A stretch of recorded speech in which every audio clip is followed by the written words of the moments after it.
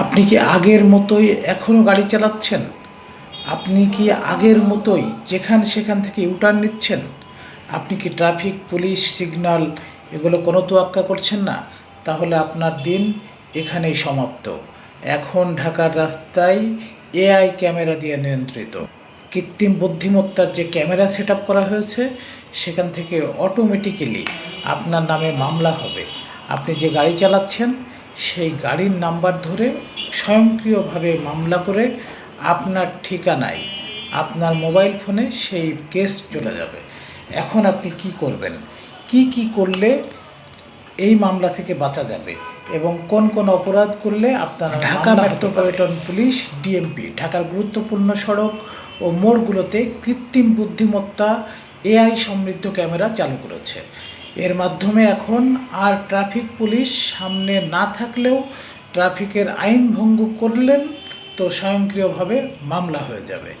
ডিএমপির AI camera যেভাবে ৫ বা ততোধিক ভুলে মামলা করছে। এক, লালবাতি অমান্য করা, অর্থাৎ রেড সিগন্যাল আপনি যদি অমান্য করেন, ট্রাফিক সিগন্যাল লাল থাকা অবস্থায় গাড়ি স্টপ লাইন পার হলে বা সিগন্যাল ভঙ্গ করলে স্বয়ংক্রিয়ভাবে ভিডিও ও স্থিরচিত্র রেকর্ড হয়ে মামলা হবে। ২ নম্বর হচ্ছে স্টপ লাইন অতিক্রম করা।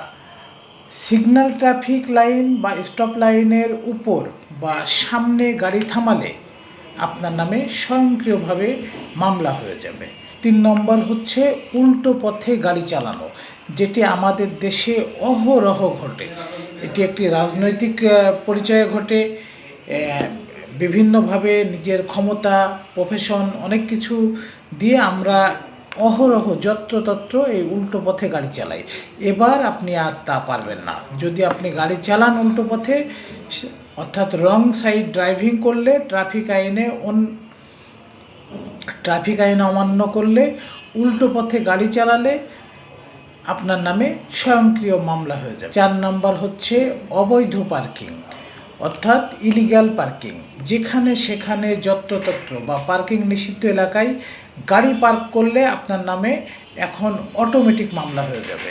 ৫ নম্বর হচ্ছে যত্রতত্র ওঠানো নামানো, অর্থাৎ বাংলাদেশের বিশেষ করে ঢাকা শহরের চিত্র আমরা দেখি যে লোকাল বাসগুলো যেখানে সেখানে যাত্রী ওঠানো নামানো করে এবং অনেক সময় সিগন্যাল অমান্য করে এবং সিগন্যালের মাঝখানে দাঁড়িয়েও যাত্রী ওঠা নামানো করা হয়।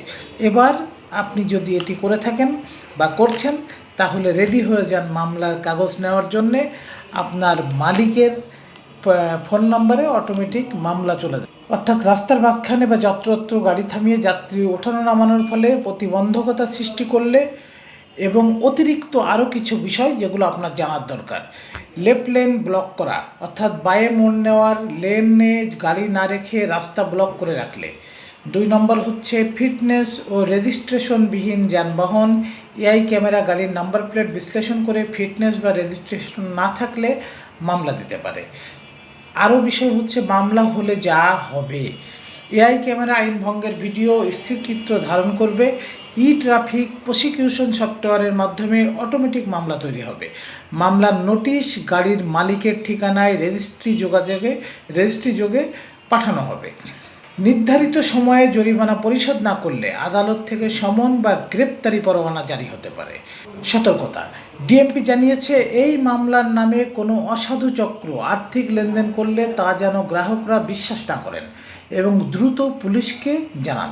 যদি আইন ভঙ্গার কারণে আপনার গাড়ির বিরুদ্ধে মামলা হয়, তবে আপনার কী পরবর্তী পদক্ষেপ, কেস হয়েছে কিনা, কিভাবে চেক করবেন, জরিমানা কোথায় এবং কিভাবে জমা দেবেন, মামলা ভুল হলে কি করবেন।